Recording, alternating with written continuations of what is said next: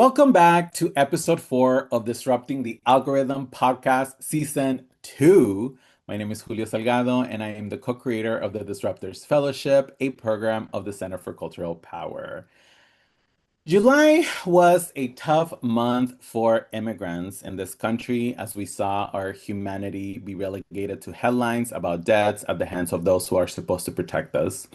As an immigrant myself, this hit super close to home. Ever since I immigrated to this country as a kid, my humanity has felt both embraced and questioned. Embraced by a beautiful community and questioned by those in power. And that's just the reality that many of us have felt since the creation of this country. These experiences have fueled my creativity and my passion for storytelling. At the root of my artistry is me wanting to tell the stories I'm not seeing in art. For today's episode, I wanted to invite a friend, a colleague, and someone whose voice just brings me peace. And that is something that we all need these days. Please welcome my friend, Mariana Moscoso. Mariana, hello. Hi, Julio. Thank you so much for having me. I'm so excited to be here with you today. Oh, I'm so excited. I'm so excited to have you. But before I start asking you questions and we delve into, the conversation, I want to give you your flowers and introduce folks, who may not know you or your work, who you are. And let me give you all the flowers. So, Mariana Aq'ab'al Moscoso is a non-binary reconnecting indigenous queer of Achi, Nicanagua, and Afro-Indigenous roots living between Santiago Atitlan, Guatemala, and Sacramento, California. A cultural practitioner, narrative strategist, multidisciplinary artist, and emerging weaver, their work is rooted in Maya cosmology, ancestral knowledge, and practices of relational care. Mariana is the founder of Seva Futures, a cultural strategy and creative incubation practice, and steward of Casa Seva, an artist residency and gathering space in Santiago Atitlan, dedicated to culture-based creation, reciprocity, and indigenous futurity. They are also the co-visionary of Toch and Tihash, the ritual of myth making, a creative indigenous queer healing space, and currently serve as senior program officer at California Humanities. The writing and art appear in Crushing Colonialism magazine, Terra and Soul, Mujeres de Maíz en Movimiento, Snag magazine, and Weaving Our Stories, Return to Belonging. Please follow their work on Instagram at AQ underscore AB underscore AL and at Seva Futures. And we're gonna write all of that in the caption. But Mariana, welcome. Thank you so much for Thank being you. here. I get really concentrating when I'm reading a bio. I'm like, I wanna give you all the flowers. So how are you? Thank you. When you were reading it, I was like, dang, who's that cool person? You are. You are that cool person. Thanks. Thanks, Julio. How am I? I think that's always a very loaded question. And on the surface, I think the tendency is like, I'm fine, I'm great. And I am. I am good. I'm in a great place. And I also feel like the immense weight of this particular moment. Right now, I am rooted in Skin High, which is, as you named, Santiago Atitlan and in Guatemala. And it's such a, for me, it's such a reality check to be here and also to be in this space. Like, I'm home both here and when I'm in California, but it's a completely different experience to see what's happening in the US, in California, from this vantage point. And it really puts a lot of things into perspective for me. And I also want to acknowledge like the immense and deep privilege to be able to be here and to experience that particular vantage point. So I don't know if I answered the question, but I guess that's what came up for me. Yeah, and Mariana, one of the reasons why I wanted to invite you was because, today's episode, it is going to be a little bit different, from, what we usually have like TV writers or folks who have been part of this Disruptors program. But I felt at this time, I needed to bring in someone who, like as I mentioned, right? Like every time I talk to you, Mariana, there's a sense of peace and trying to make sense of what is happening. I've known Mariana for a while. We used to be colleagues here at the Center for Cultural Power. And, Yeah. aside of all of the things that you heard about Mariana in their bio, they're also part of the Center for Cultural Power's CultureStrike Network. The idea behind this network is to bring artists, organizers, and other culture bearers together who have been part of programs from the Center for Cultural Power, like the Disruptors. And Mariana has supported many of our artist cohorts through their work as a cultural practitioner.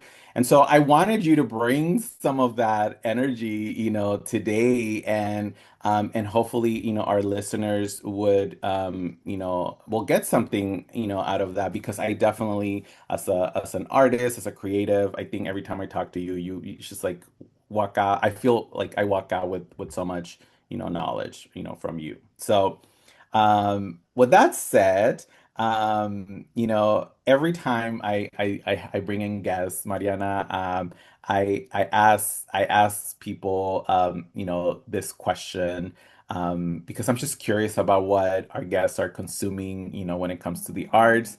And so my question to you, Mariana, is what is a creative disruption that you have witnessed? It could be on TV, film, or any kind of media or piece of art that is keeping you inspired these days. And it could be something that you saw as a young person, something that you might want to introduce us, to right now. So yeah, what is something that you're seeing that is a creative disruption out in the world? Okay, well, because I can't keep anything short, this is probably going to be long. But so I've been part of this project called Reclaiming Our Stories, which is a six-series podcast that is a counter narrative and also a practice of narrative sovereignty around the 250th anniversary of the signing of the Declaration of Independence.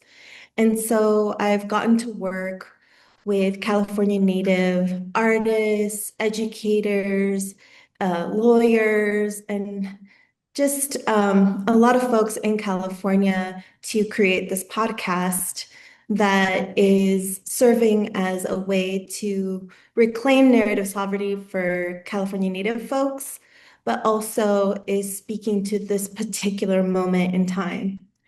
Thanks to that experience, we became connected with a group that is working on a docu-series called People of the West. And it's a production that is primarily being led by the Pachanga Band.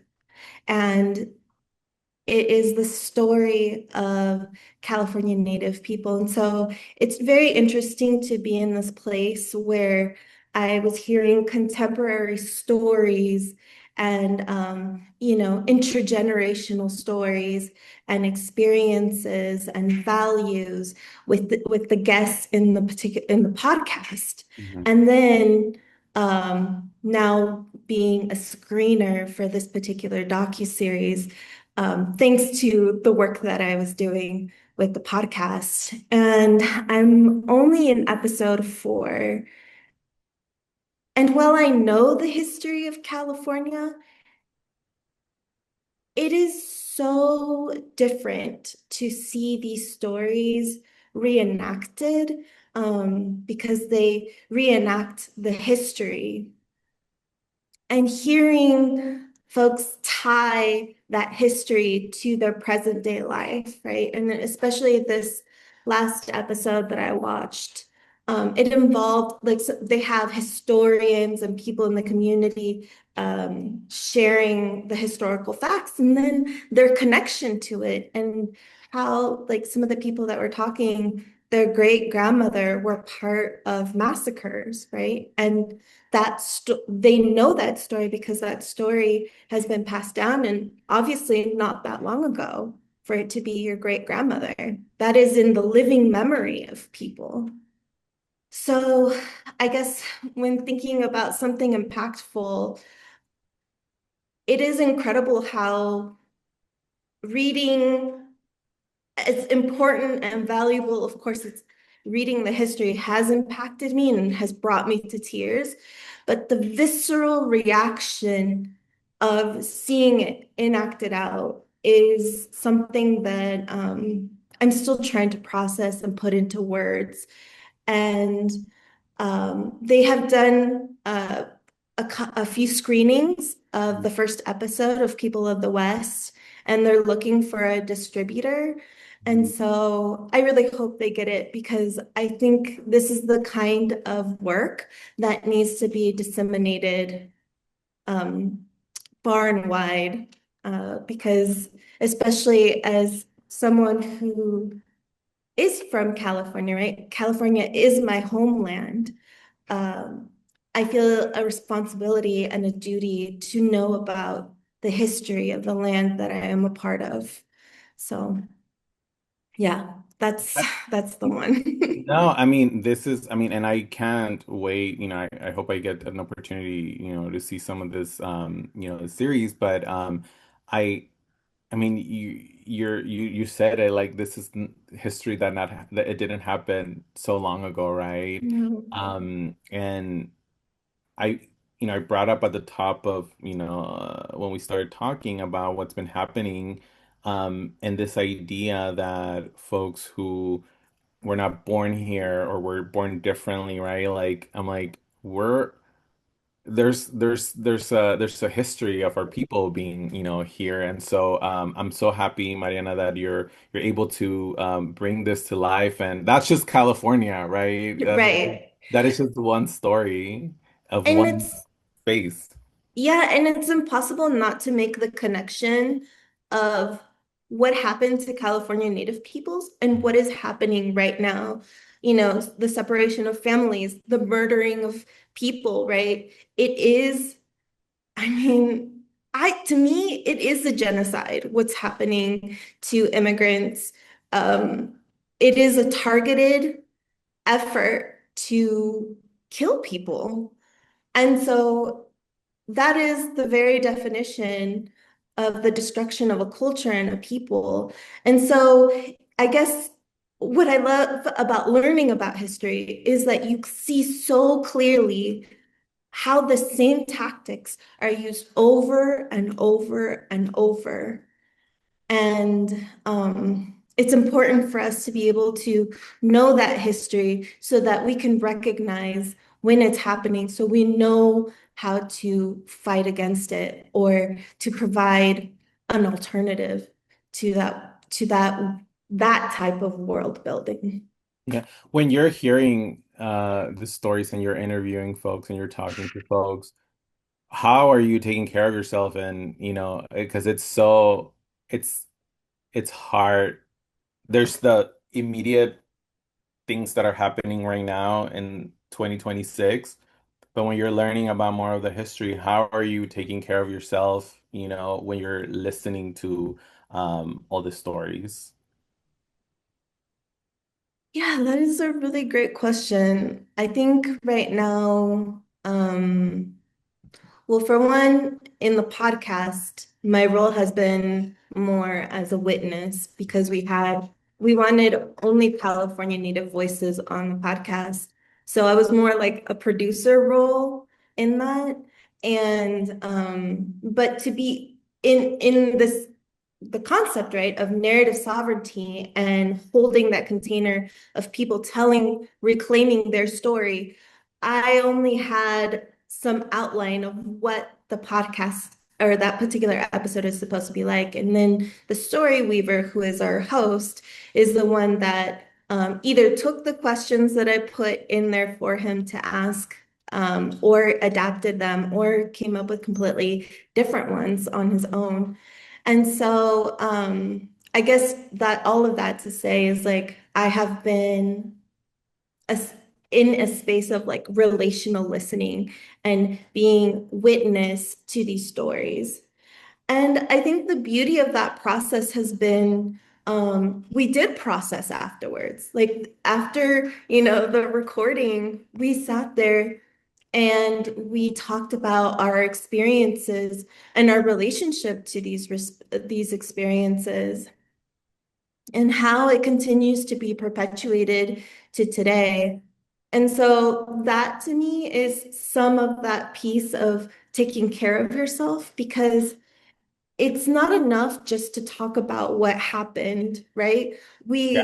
We have to also talk about our relationships to what is happening and then hold each other in that relationality. And then, of course, I have my own practices that I engage with, and one of them is weaving. Weaving, especially lately, has been a practice that is so deeply meditative and connects me with ancestral memory. And just to kind of wrap up this part of the question, I did wanted to mention, right, and I ask about the how you taking care of yourself because going back to what is happening right now, and I see the oversharing of images and headlines, and I remember being 19, 18. We didn't have Instagram. We didn't have, those immediate access to that. And I'm wondering, like, what that is doing to younger folks who like grew up with the phone and who are, like, yes, know the truth, but I think, what the beauty about your work, and I've been in the spaces with you, Mariana, where you're like, let's be in let's be in person, right? Like let's put down the phone and either pray together or like, and I'm not mean, religious praying. If that's your thing, go Right. for it. But like just being ceremony, like those things are just so helpful, and the medicine that I feel that we need right now. For folks who may not know, can you tell us more about your work as a cultural practitioner? Yeah. So I feel compelled to like talk about the fact that this particular society, right, white supremacy culture, capitalism, is constantly asking me to define myself and define my work. And honestly, I feel like all I'm doing is really living my life. Mm. I am just living in the way that um, I think will bring me personal joy and satisfaction, but also is looking for our collective well-being and our collective liberation. And so when I say I'm a cultural practitioner, is that I am a multidisciplinary artist because I feel like I am engaging in so many different modalities. And my work is less about some kind of finished product, but more about the process and our relationship to that process and what is the somatic or the feelings that are coming up through that process. And so I really base a lot of my work around Mayan cosmology. And so I am a reconnecting Indigenous person. I wasn't raised in Indigenous culture. I am reconnecting to it. And so within that process, I will always be reconnecting because I've been raised to essentially be an assimilated mestizo person. And to me, indigeneity is a sociopolitical affirmation of what I want to be and who I want to be and how I relate to the world around me. And so I engage in a lot of different things. And these days, the focus has been weaving. I'm in Santiago Atitlan, in my ancestral homelands of Guatemala, also known as Ishimuleo. And it's an important practice for me because it is one of those practices that is ancestral, but it is also, it's speaking of algorithms, it has an algorithm and it is an ancestral form of computation. And I think that is something very important to acknowledge is that this isn't just to be cute, or spiritual. It is actually a form of life and understanding that everything that we do is interconnected and related. And weaving is such a huge teacher of that type of connection. I something that you just said right now about living in a society that is like demanding that you put a label on yourself. If you're an artist, like, okay, but what's your medium?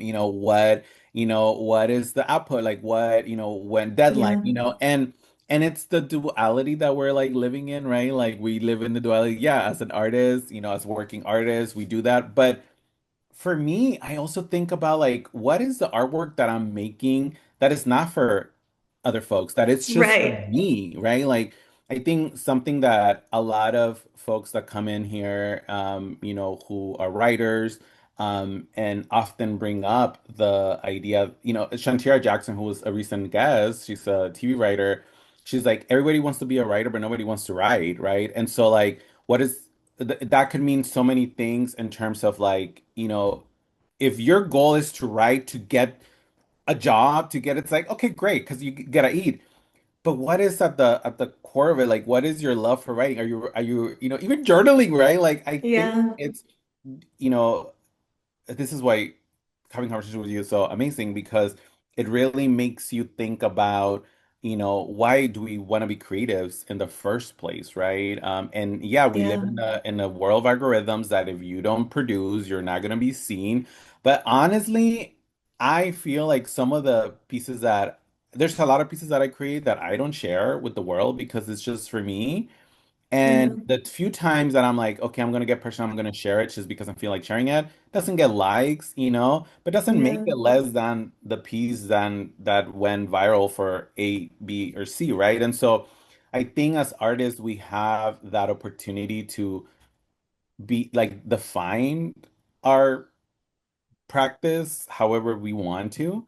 But as yeah, you're saying, we come from a lineage, this is part of yeah. of who we are, especially as people of color. Yeah, and I think well, first of all, when I'm asked to share like a portfolio, I'm like, what do I share? I don't know what to share. And so usually what I turn to in terms of like physical things are zines. And zines, it's funny because I think for personally, like for me, I'll make zines that I just make, but those aren't the ones that I put out into the world.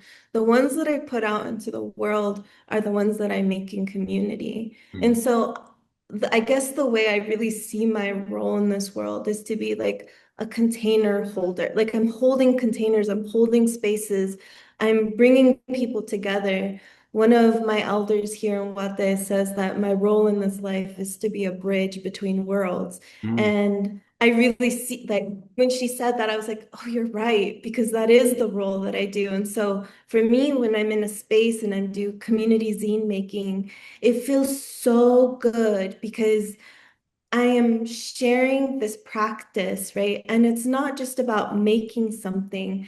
I I mean, I really, and this includes the work that I do with Tojantihash, with Casey Canton, who is my dear soul partner. And we have imagined zine making as a form of ritual, right? That we are grabbing what already exists in the world and being in this tactile space of like touching material and of course having a central theme or concept or thought around it and being in the practice of like okay, here's this flower, here's this tree, and then reforming that and telling a narrative amongst a group of people. And so then when you open the zine, you always find that there is a story, some continuity, even if there are very little words. but the images, right, are telling you so much about the inner workings of a single person that then becomes part of this collective chorus within the zine. I love that. And I mean, speaking of stories, right? Like how has storytelling influenced, how you approach your practice, like from since you were, since can you bring us back to when you were, baby Mariana, Little Mariana. yes, like, how has storytelling, like Mm, I think, storytelling is why we watch TV, why, yeah. we read books, right? We want to relate, we want to, connect to something that has already been. Right now, I'm reading this comic, Wendell, which was like a comic from the late 90s, and it's about, it deals with, queer men in the 80s, and to that, like, Mm, white queer men, right? But I'm right. connecting to the stories that they're telling. I'm not a white man, but like I'm really connecting, right? And so and it's inspiring my own storytelling. So I'm wondering, how has storytelling impacted your or influence, might I say, your practice? What a delicious question. Because, I mean, well, first of all, storytelling is everything that we are. I mean, there's no part of of being human and in relation to everything else that does not require story. We are stories. We're like walking stories everywhere. And the reason why I feel so touched by this question today, well, today in the Mayan count, well, I don't like saying Mayan calendar, but let's just say Mayan calendar, just so I don't have to go into deep explanations. Okay. Today is the day of the ancestral word. It's about speaking and that speaking being influenced by the ancestral realm. And I feel like that's such a great question for today because my mom was such a wonderful, wonderful storyteller. And I grew up with this magnificent woman who, oh, I'm gonna cry. Mm. Um, This is big for who that, Mariana. We always cry, by the way, every time I get together, cries and tears they will happen. always cry. Yeah, she's an immigrant to the United States from Nicaragua, and she left during the Civil War. And I know her story so well. I mean, of course, she was age appropriate as I was growing up, but from a very young age, she told me stories, but not always not fantasy stories, like real life stories that included magic, that included the supernatural. And so I feel like that has been such an important part of who I've become because my mom would tell me about um, colonization, about our indigenous background, our African roots, right? And all the way to the point of like why she had to immigrate, like migrate to the United States and the necessity of that and what caused it. And so these stories shaped how I see the world. And it's actually really sweet. So you know this, but most other people don't know this, is that my mom has dementia. And so it's really sweet because sometimes to me, dementia is a form of unraveling from this world. It's her spirit slowly untethering. And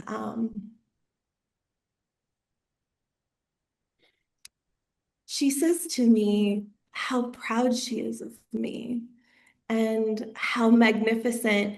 And it's the cutest because she'll see me and she'll be like, Estás tan bonita, ¿qué hiciste?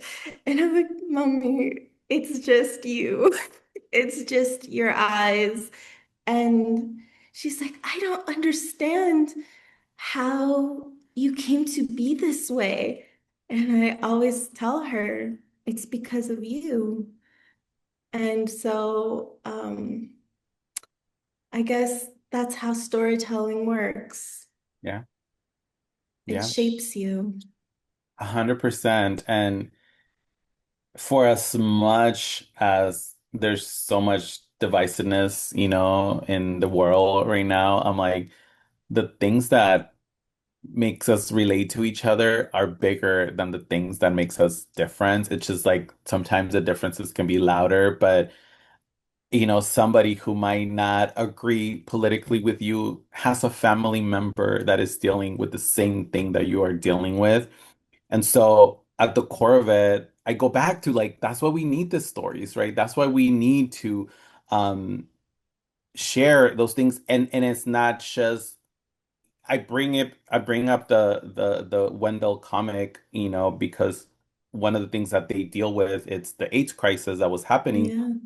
And a lot of the photos and a lot of the histories that you see are from white gay men, right? And so a lot of men of color were also dealing with it. Women of color were dealing, with the AIDS crisis, but the face of the issue, or the feeling, um, it wasn't us a lot of the time, right? And so whenever it's something like, I'm like, anybody can relate when it comes to addiction, right? Like anybody can, so that's Yeah. why I think, again, right, like this stories, that's why I love group therapy, when, like So hearing other good. people, it's so good because you're like, oh my God, same, like same. And let me tell Yeah. you something. Some of that, I went through addiction therapy, earlier, my Yeah. story. And some of the folks present, I might not have agreed with politically, but the way that we talked about our messy lives, it was like, girl, same, right? And so there's a story to be told there about that, but thank you so much, Mariana, for sharing that part. And to kind of, bring it back to how people are feeling a little bit, again, there's a division, how people are, immigrants specifically, are feeling with what's happening in the news. There's a lot of people who are feeling helpless or burned out and are wanting to go to protest, and they're like, what does the protest do anymore? They don't need, like, politicians call them for what? They're not going to do anything. What is some advice for people that are like feeling like, I'm just going to scroll and watch some TikToks and laugh? Like, do you have some advice for folks who might be, kind of like tapping out and they don't want to hear about Yeah. the news anymore? Well, I think that tapping out is coming from our depleted nervous systems, Yeah. right? Like we are speaking of stories, we're not meant to be in this global awareness. Like this type of awareness is a lot, right? And so um, our nervous systems are probably just completely burnt out. I know that okay, let me take a couple steps back. I believe that this apathy or this tiredness is because we are in this phase of incubation. And the world as we know it is dying. Mm, And refusing if we avoid looking at this death, we are going to miss out on a very crucial moment of grieving. We need to grieve. We need to cry. We need to scream. We need to let it all out because it is a very very sad world right now. Yeah. And, I think something that this is where I think ancestral memory reconnection is so important because when we think about our indigenous ancestors, they have been facing to this day, right? Our indigenous ancestors and to our present day relatives have been experiencing the apocalypse for over 500 years. And so, one, it speaks to our collective resilience. To me, that's why remembering is so important because it is damn near a miracle that anything exists, Yeah. right? And so it is important to sit in this moment and to feel the sadness, to grieve what is being lost, what um, is not possible to do.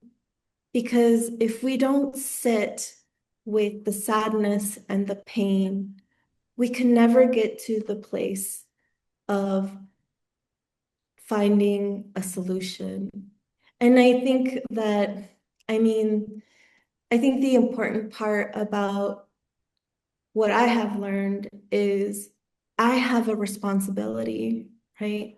I have a like right now, one of the biggest points of pain for me is losing my mother and the immense pain that comes with. But if I don't look at her disappearing in the face and talk about it and cry about it, then how do I know? How will I be able to reflect upon the immensity of my love for her? And that small is a reflection of the large.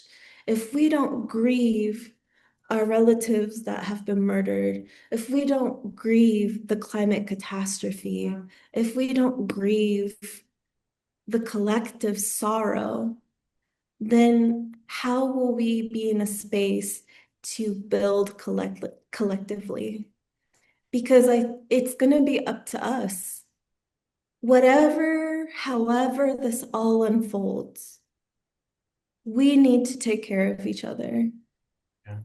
And we have that responsibility because, and I'll say this because I'm in Santiago right now. There are days I don't have water. There's no water. And that is the reality of the world we live in. And so when I go back to the US, when I get that water from the faucet that never disappears, one, I know it's an illusion, right? One, I know it's an illusion. But two, I have a new reverence for that water. I have a new respect. I'm like, this is precious. I don't just let it fall or go away, right? I think twice about how I'm using things.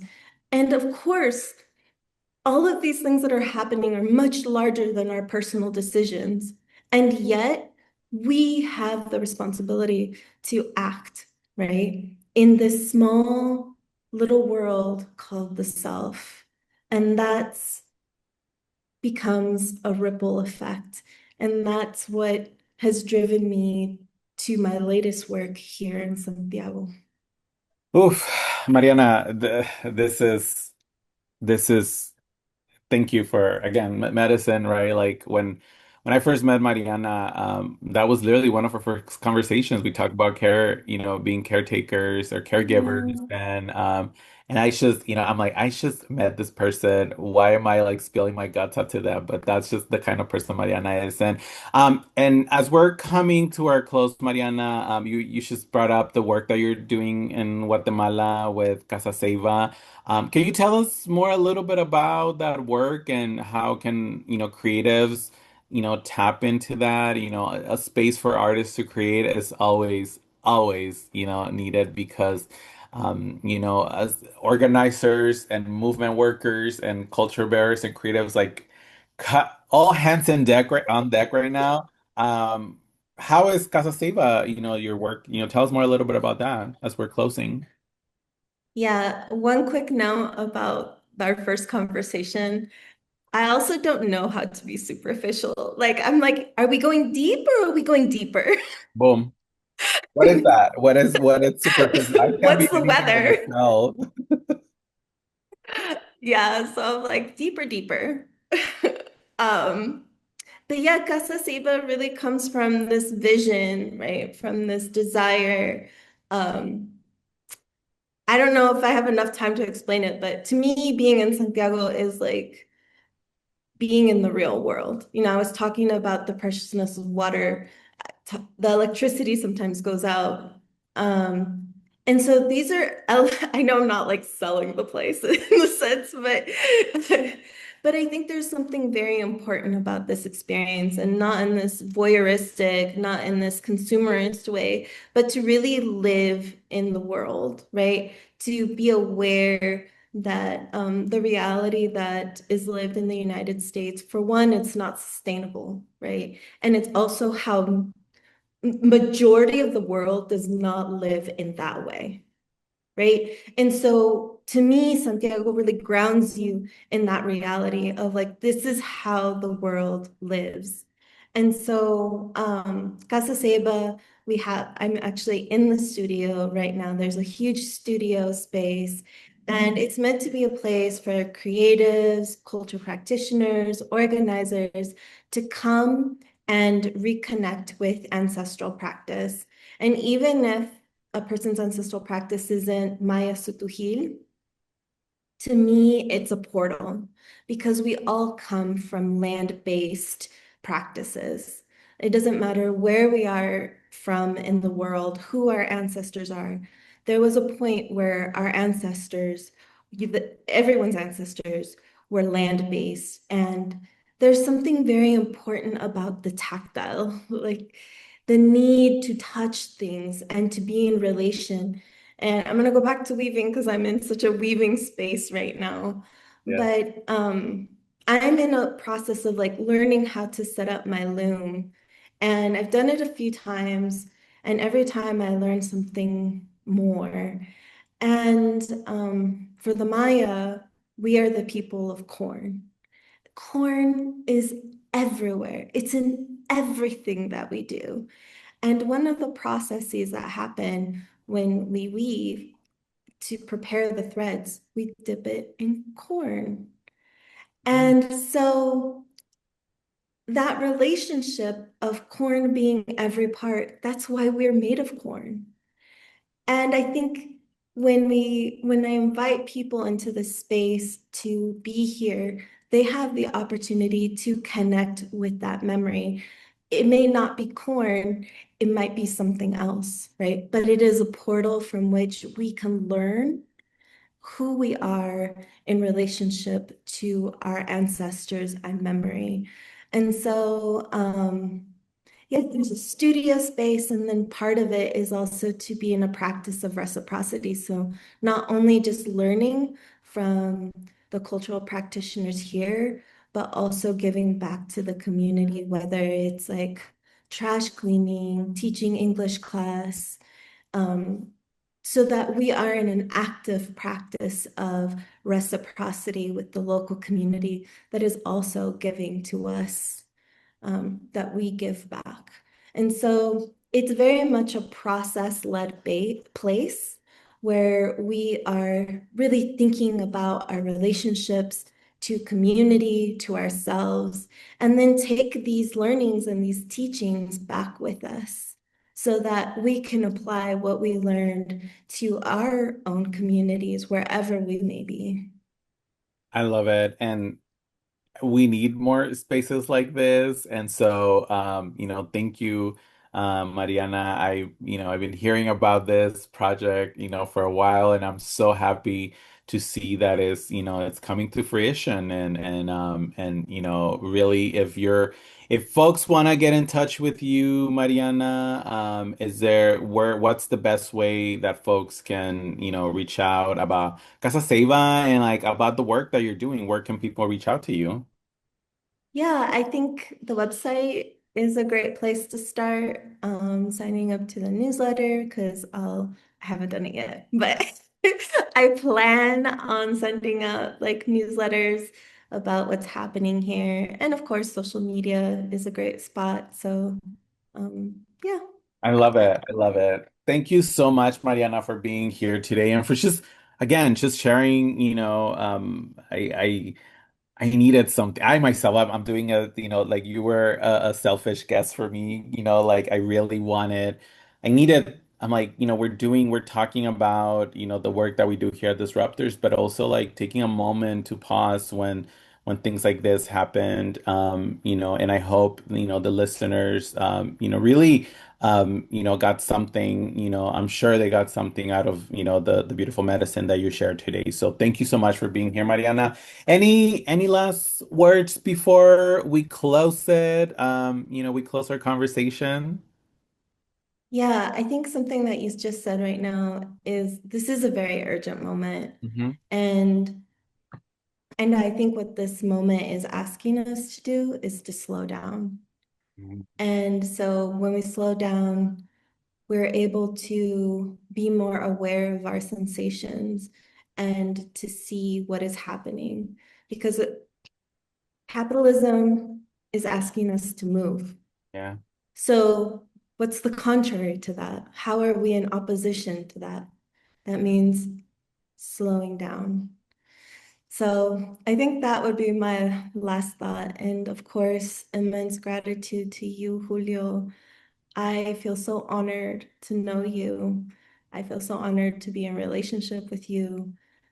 And I'm so grateful for who you are to me and who you are to the larger community. So thank you for your existence. Oh, thank you, Mariana. Thank you so much. And for folks who made it to the end of this video,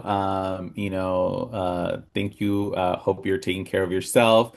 A reminder, if you RSVP'd for our monthly Disruptors TV writing workshops, the next one is on August 15th.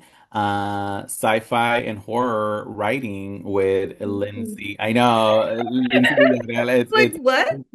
sci-fi and horror, like the way that a lot of the times people of color are not in those spaces, we need to, what are some things that again, right? Like imagining, different worlds where we're also part of it and we're also the heroes of it, right? So, because it's the reality a lot of the time. So, Mariana, thank you so much for being here today. If you made it to the end of this video, we want to thank you. If you have any questions about all the information we shared today, please email me, julio@culturalpower.org. Please share this video with everyone and subscribe to our Center for Cultural Power YouTube page at the Culture Strike to see this and other videos from our organization. Thank you and have a great day. Adios. Bye. Yeah.